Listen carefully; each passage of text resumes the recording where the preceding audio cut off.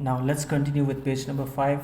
He looked down at his stylish black boots that had been polished up to a military grade.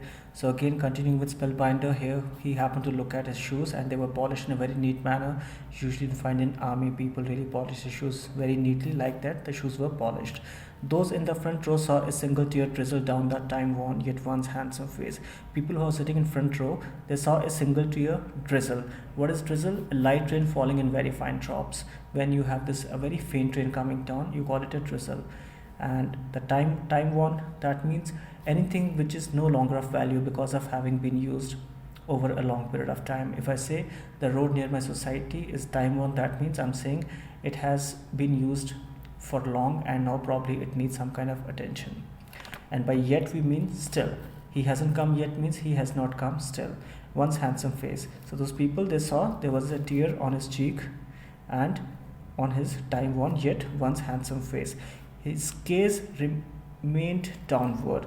By gaze we mean a long look, especially in surprise or admiration. When we look at something continuously, we call it gaze. If I say he was gazing out of window, that means he was looking out of window at something, and that too, it's a long look. When you just have a look for some time, when you look at something for some time, that's what you call gaze. So he was looking downward. His silence was thunderous. By thunderous we mean extremely loud. Yesterday he received a thunderous applaud. That means he was applauded loudly. So his silence, though he was silent, but it was like extremely loud. The spellbinder appeared unsteady. By unsteady we mean something which is not smooth or regular. Right now, because of COVID-19, we have lockdown, so we can say that the economy has become unsteady. That means it's not smooth. So the spellbinder was not looking very much smooth. He was uncomfortable. After a series of stressful moments that had some of the audiences shifting in their seats. Stressful means something which causes worry or anxiety. We say during exams students are stressful. That means they are worried, they are anxious. So here, after a few stressful moments, some of the people in audience, they shifted their seats. The spell, they were shifting in their seats. That means they were just like kind of little uncomfortable. The spellbinder put down the microphone he had been holding in his left hand. With his free hand, he tenderly reached into a pocket of his trousers and pulled up a crisply folded linen handkerchief. So here we're talking about spellbinder again. By tenderly, what we mean? Something which is in a gentle, loving or kind way. He held the baby tenderly. That means in a very gentle way or in a very loving way he held the baby. And by crisply we mean anything that is stiff and smooth. After ironing, the clothes become very much crisp, right? They are like stiff and smooth, so we can say that the shirt is very much crisp after the ironing. And that way the handkerchief, which was like very crisp, which was in his pocket, he very gently pulled that out. He wiped his cheek. Each of you has a call on your lives. So what he's trying to say, that what does this line mean? Each of you has a call on your lives. That means there's a purpose of your life, and that needs to be taken care of. Every one of you carries an instinct for excellence within your spirits. So he's saying everybody has this brilliance in him. No one in the room needs to stay frozen in average and succumb to the mass mediocrization. By succumb, we mean when we give up to something. If I say because of pressure he succumbed and he quit the competition, that means he gave up because of the pressure and he quit the competition. When we accept defeat, then we use this word succumb. To the mass mediocrization, that means the mediocrity that we have of behavior evident in society, along with the collective deprofessionalization of business, so apparent in industry. By evident we mean which is anything which is easily seen or understood, which is obvious.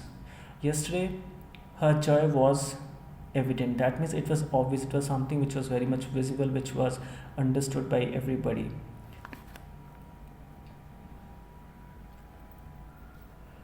So he says that no one has to be average and should not give up to like this mediocrity that we have in a society. Usually we just look at, and because of that thing at that, and because of that we also have this mediocrity in our lives. So he says that we don't have to do that thing, and that's something which is very much evident. So this mediocrization that we have, where we just have this people who are just not using their potential completely, and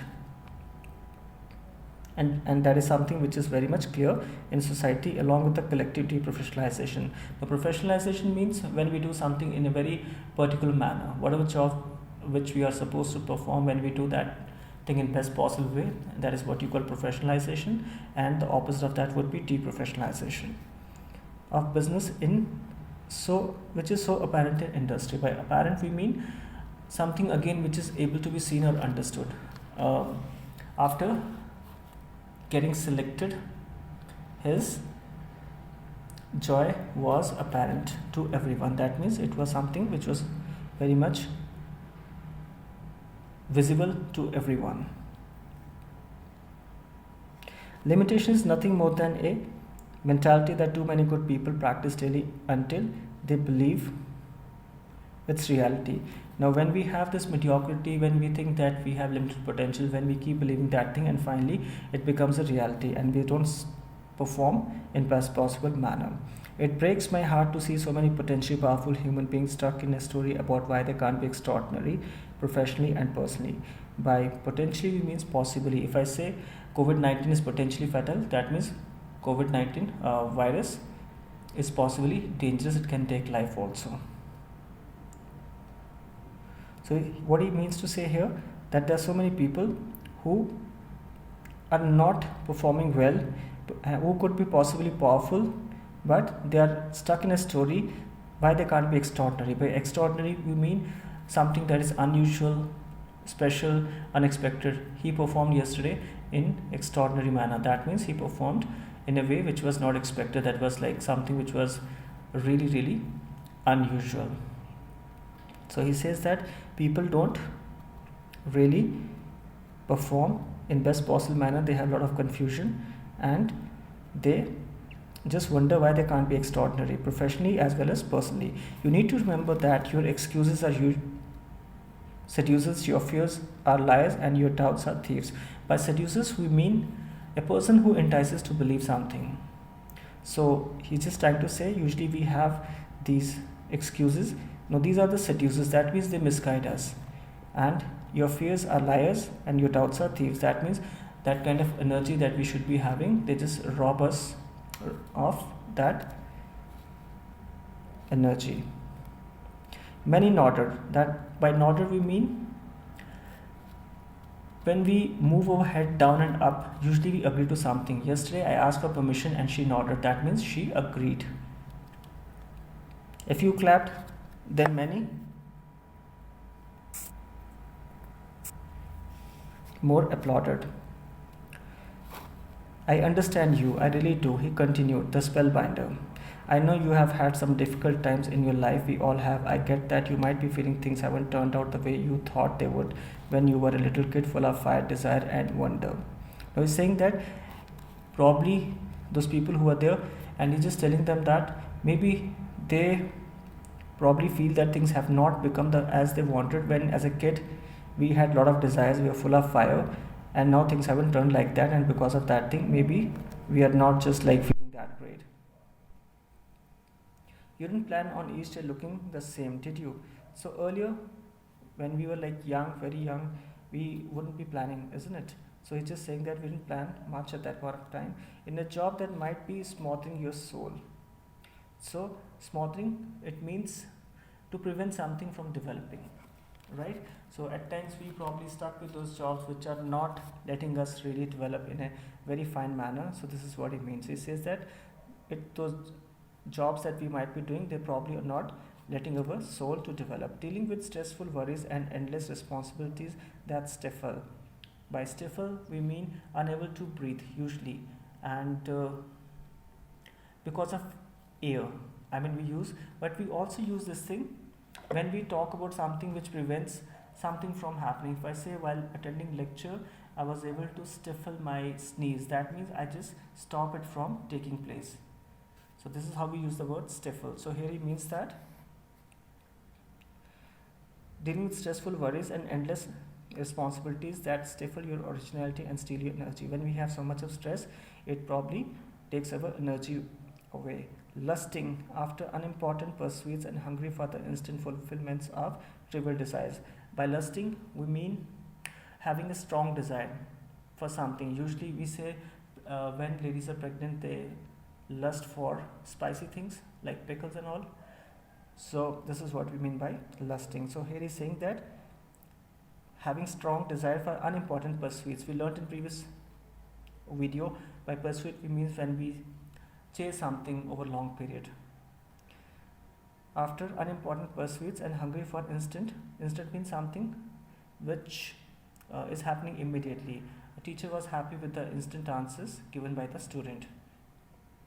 So hungry for instant fulfillment of trivial desires. By trivial we mean having very little value or importance. He argues with people on trivial issues. That means on those very much unimportant issues he ends up arguing with people. So he says that we are just having urge for those things which are not important, and we are just hungry for instant fulfillment of trivial desires. Those are like not very important desires. We are just trying to have those fulfilled, often driven by technology that enslaves us. By enslave we mean to make someone a slave. So it's like we are very much enslaved of our this gadgets that we have around us. This is what the author is trying to say here, as instead of liberating us. By liberating we mean making you feel free and able to behave as you like. This is what we mean by liberating. So he says that it should be rather liberating us, should be making us feel free, but it's happening in other way. It's like kind of making us slaves, living the same week a few thousand times and calling it a life. We keep having same kind of life and we're not doing anything special, and then we call it life. So that means he's trying to actually point out here that we have those lives which are not very creative. We are not trying to use our potential completely, and still we feel that we are living a good quality life.